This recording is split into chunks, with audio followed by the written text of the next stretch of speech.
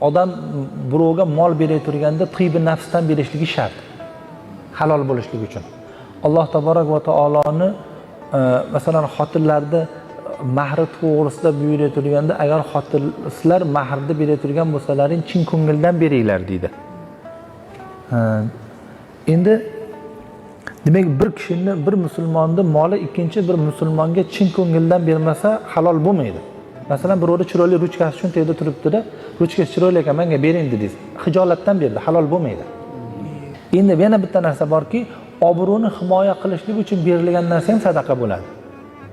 Ko'rdingizki, haligi gadoy og'zida nosi bo'lsa bermasa tupurib yuboradigan gadoy bo'lsa agar, obro'ni himoya qilishlik uchun berasiz.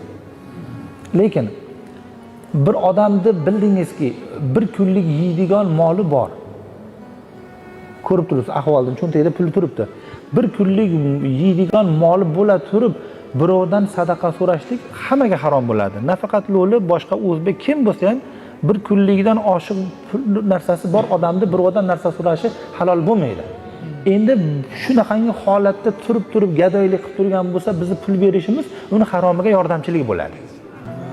O'shaning uchun masalan so'rash aytish kerakki, shu bahona u masala ham bilib oladi. Sen bir kunlik ovqating bormi deyish kerak. Hozir sana halol bo'lmaydi so'rashsanga deyish kerak.